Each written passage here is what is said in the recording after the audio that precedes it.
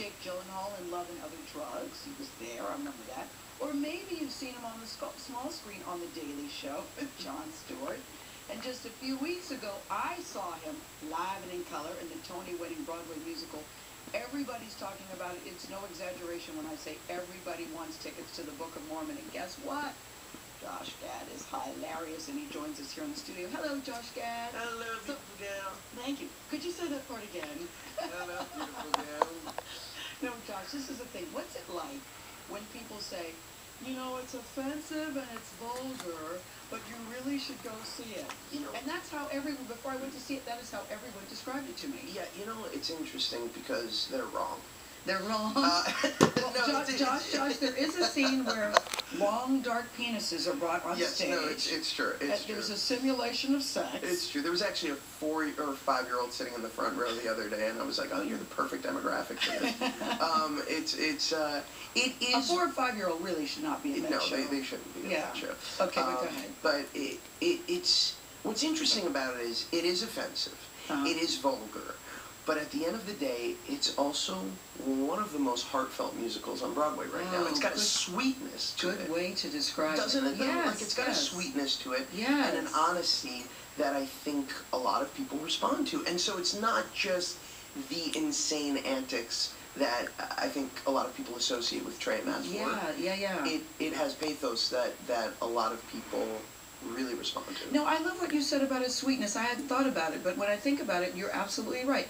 For people, the uninformed who don't know, just in a couple of sentences, sum up what it is and what your role is. Yeah, well, the Book of Mormon is basically about these two characters who get paired together, one played by the brilliant Andrew Rannells, and he's the perfect specimen of what a Mormon should be.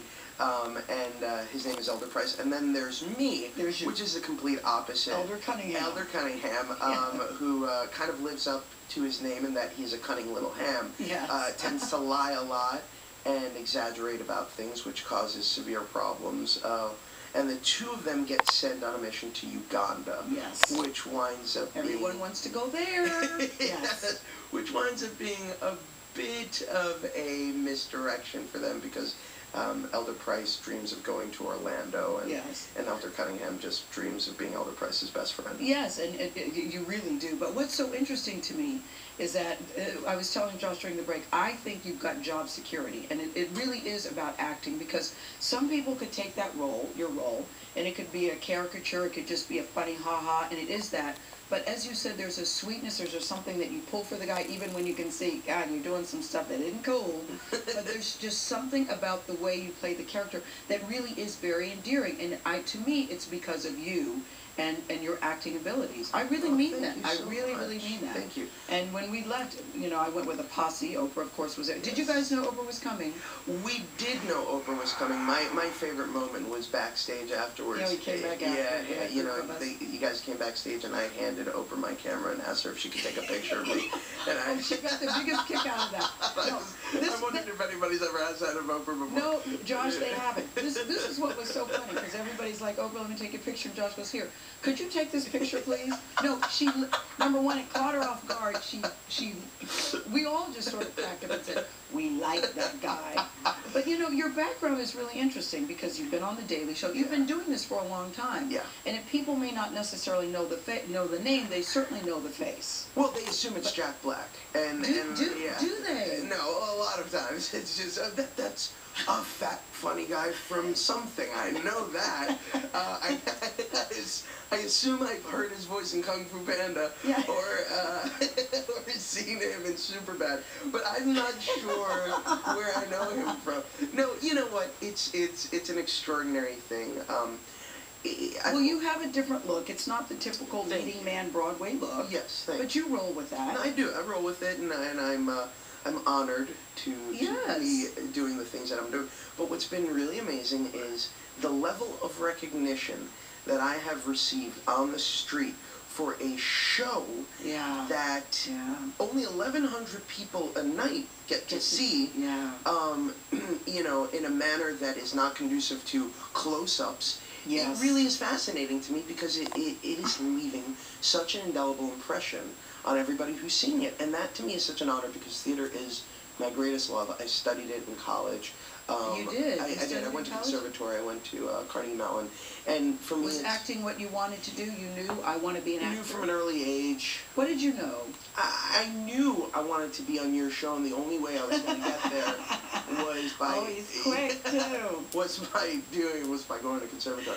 And other than that, what else did you know? No, you know what? I mean, I came from kind of that typical background. I came from a divorced household, and I used humor as a way to kind of help when things were. How old were you when things? I was 6. I was actually 6. Yeah, my daughter was 6 too. Yeah, and it leaves a very, very it creates a lot of turmoil and tension, and so for me as a kid, I found humor as the great mechanism to kind of navigate that, make everybody laugh, make everybody feel comfortable, so to speak.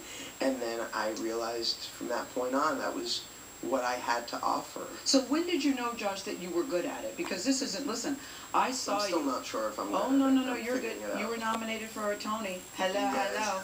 I saw you at the annual Putnam County Spelling Bee. Oh, yeah. That's when I first saw you. And then I saw you again, of course, on the Book of Mormon, and I've seen you in other things.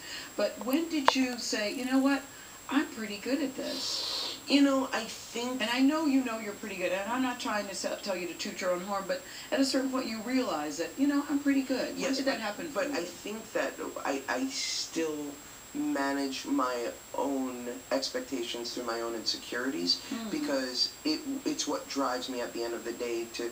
It's funny. When did I realize it? I think I realized that I could do it in high school. I realized, you know what, I could make a profession out of this. But to this day, I still go out on that stage, and it's not the 100 laughs that I'll get, but the one laugh that I don't get that I think about for the next 24 hours until the next show, and I'm always about, you know... What is that, Josh, about us? Because I tell you this, I could get 6 or 7 really great letters, and you get one nasty one. That's the one. I'm on Twitter, and somebody says something nasty, and I'm twittering back to the person where you just go, Gayle, stop it. I mean, somebody said something really nasty to me recently, and damn it, what's their Twitter account?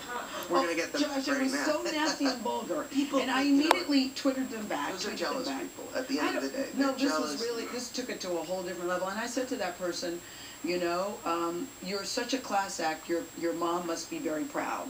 So this person tweets me back, whatever the thing is, and says, I can't believe you responded, I apologize. I'm so sorry I said that to you. And then I tweeted them back again and said, I knew that you couldn't have met that nastiness. But the thing is, why did I even engage? And so I'm asking you, you get the laughs, and then there's that one person that you don't get the laugh, and that's what you focus on, as opposed to all... What is that about us, Josh? Well, I think it's about the fact that by virtue of... Actually, you know what's funny is, watching Oprah's last show, my wife and I were sitting there watching it, and I had to say my wife and I, so that I don't seem embarrassed by the fact that I was sitting there by myself. Alone, God, this is the most incredible episode of Oprah I've ever seen, which I have done. But so you know, what's your wife's name? Ida. Ida. So you and Ida were watching. We were watching. And what struck me was what she said about how every guest had one thing in common, and that's they all strive for acceptance. Yes, and it is, and the validation is something that is so.